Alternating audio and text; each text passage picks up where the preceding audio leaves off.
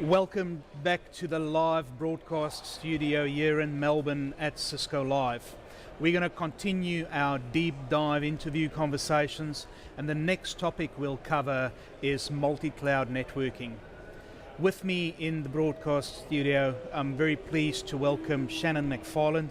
Shannon is a distinguished engineer and very happy to have him with us today. Good morning, Shannon. Good morning, thanks for having me. Firstly, it's great to have you, but also it's awesome to have you at the event, spending time with our customers and our partners. Early on today, I had the privilege to talk to Carlos around multi-cloud, and we covered a couple of topics. We talked about the customer journey to multi-cloud, we talked about the multi-cloud strategy, but in this session, it'll be great if we can focus on multi-cloud networking, and if we do have some time towards the end, we can talk about automation as well. So to start off, what are some of the multi-cloud networking trends that you've seen over the last couple of years in the industry? Well, I think first is definitely a rise in the consumption of software-defined or SD-WAN as a means to not only link in traditional environments, WAN, branch, data center, but also to conditionally link those environments into the public cloud. And so there's definitely a rise of utilizing a wide variety of technologies, within certainly the Cisco SD-WAN portfolio, to select what types of workloads, select what types of locations, and link them dynamically together using SD-WAN. To follow that, though, is automation that plugs into that strategy, and so that's another area where there's ever increasing interest in how do I create repeatability and consistency in the delivery and the deployment of these hybrid and multi-cloud environments. And so automation and the programmability of all the components it takes to build these environments is something that is definitely very, very hot right now. Excellent. So if we look at that from a trend perspective, the public cloud providers, are they also starting to move some of their services deeper into the enterprise? Absolutely. I think one of the common misperceptions of the use of public cloud is that everything is coming from the on-premises environment and being moved into the public cloud. And some of that absolutely is happening where it makes sense. But we're also seeing some of the things that people early on in their cloud journey moved into the public cloud and realized, either for cost or for data sovereignty or for latency, whatever the purpose may be, that some of those are being retracted and brought back into the enterprise, or maybe they never left to begin with.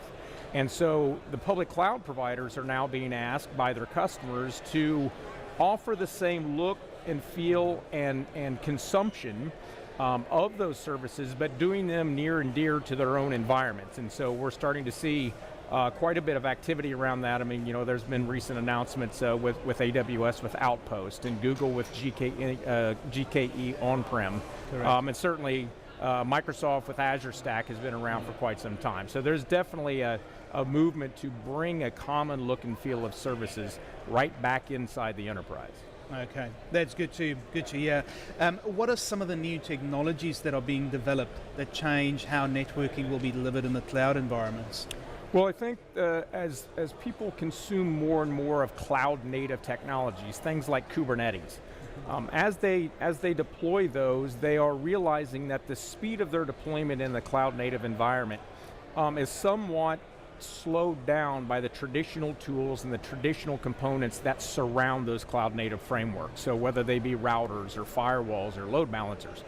And I think that inside of the open source community especially, there's a lot of work being done to bring some of these common components, such as a VPN concentrator or a firewall, and embedding them closer and closer to that cloud-native service. So open source projects such as Istio, NSM, a network service mesh, FDIO, which is based upon the VPP platform, those types of things are absolutely perfect to allow automation and programmability, basically API-ifying, if you will, the interface of traditional types of roles such as VPN and firewall, and delivering them right co-resident alongside of a cloud-native service. Okay, perfect. So if we look at our customers, what are some of the pain points that our customers still have as we look at this expansion into the cloud or the move to the cloud, depending on how you want to look at that? Well, I think a couple of the common pain points that we see with customers consistently. The first one being that a lot of times they're not asking to go to multi-cloud. They're very happy with their hybrid cloud environment between an on-premises environment and a specific public cloud that they are connected to and very familiar with. But sometimes mergers and acquisitions, which is a very common driver towards a multi-cloud environment, gets dropped on the operational, the development, and the InfoSec staff to be able to go and relearn those tool sets and relearn those environments all over again. And so there's this movement to say, well, do we relearn that public cloud provider all over again, just like we did the first one, or do we abstract back a little bit and start to pick some tool sets and start to build out some processes and architectures that allow us to not be so dependent upon the target public cloud environment, but we can use a tool set such as Cisco Cloud Center or Terraform or whatever the case might be that would allow you to kind of abstract your deployment and your automation in such a way that even if a third public cloud provider came into your area of responsibility, you wouldn't have to relearn every bit of that all over again. The second pain point that is consistent is that developers want a very, very fast way of implementing their applications and services so that it's very time to market. But a lot of our enterprise environments are still dealing with processes and certainly tools that really prohibit that level of speed. And so very often you get folks like, I'm very familiar with a lot of people in the enterprise space for InfoSec, and they're blamed for slowing down the speed of innovation and the time to market. And the reality of it is, it's not that they want to slow that down. It's the fact that people are adapting, automation and orchestration and programmability at such a pace that their processes and certainly their tools are not keeping up. So those are two common pain points. Perfect. Now, you mentioned the developer community in that response, and Cisco had and still have a very big focus on the developer community, and at the event here we've got DevNet Zone where there's a lot of activity and sessions around DevNet. How or what role does the developer community play as we move into this environment from a hybrid or multi-cloud environment? Well, the developer, we have to, rethink what we mean when we say developer. Traditionally, we were thinking a developer, which is this individual or a team of individuals that were writing code for an application that was going to be, user-facing. But we've seen a massive movement towards developers that are not only developing that application or service, but developing the infrastructure that surrounds that service. And so it's very, very important for us to be aware, one, that is a trend that's happening, and two, how do we enable them?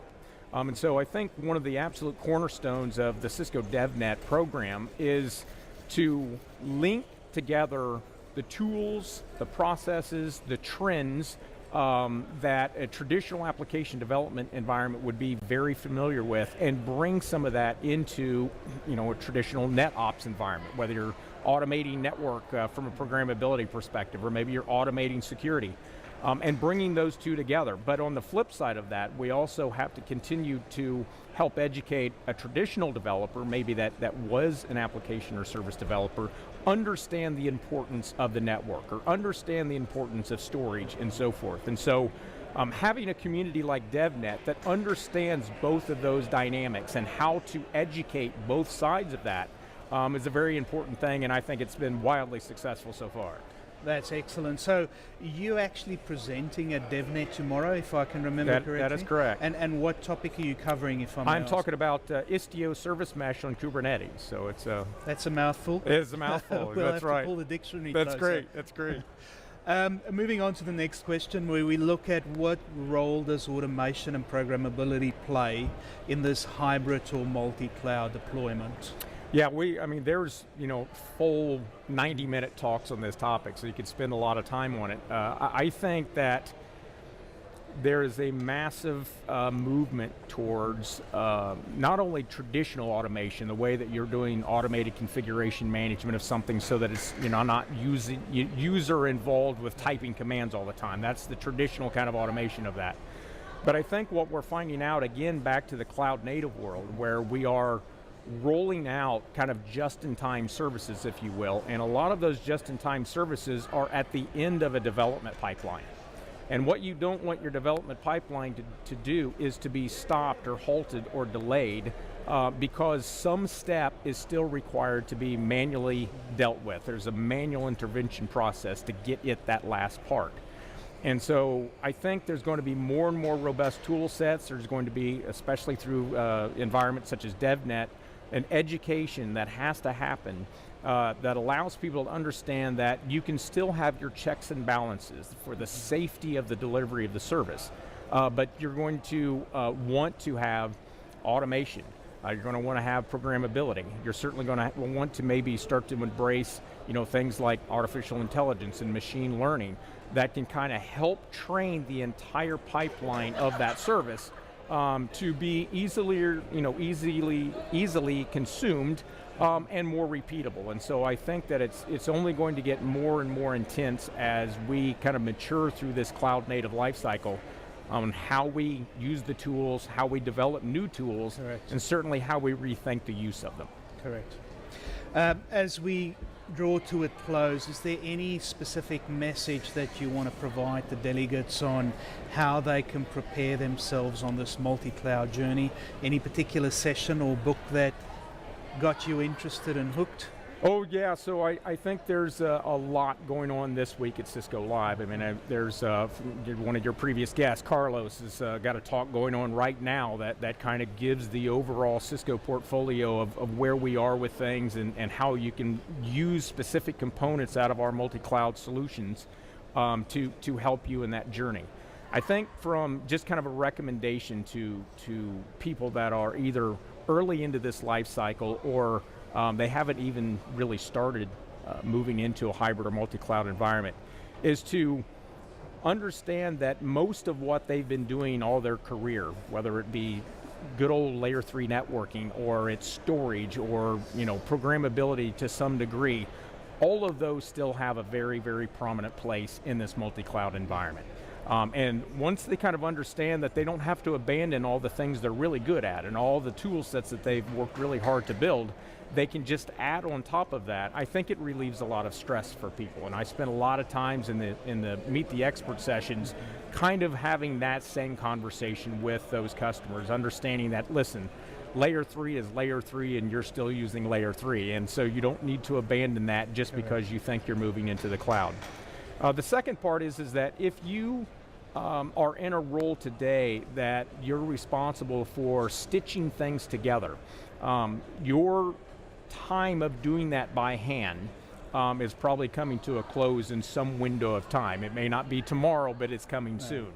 And so not only understanding traditional networking and traditional transport mechanisms that you may need, but the automation of those components is something that they need to really be stopping and investing some time in as they move forward. And so part of one of the sessions that I have later today here at Cisco Live is multi-cloud networking, where we start off kind of looking at what are the options that a customer can have to deploy a hybrid or multi-cloud networking environment. Which ones are appropriate for which kinds of use cases. And then towards the latter part of that talk, we actually wrap it up with, okay, we went through the design of that by hand, but how do you now automate that? Because in my mind, you can't possibly automate something you don't understand. And so that's part of what I think we do well here at Cisco Live is we give people the design, and then we hand them either within our own sessions or someone else's sessions a way to get through that from an automated way. Excellent. Shannon, great to have you on the session. For all of the people in Melbourne, Shannon is presenting later on this afternoon on multi-cloud networking and then tomorrow in DevNet, so make sure you get to that. And for people on the other side, all our live broadcast viewers, you can get access to the content at Cisco Live On Demand. We are going to cross over to the Innovation Talk Theatre. And the innovation talk that's up first is delivered by David Kaspari from Optus. Optus is our diamond sponsor at Cisco Live Melbourne. We'll be back here this afternoon. Thank you for your time. Speak later.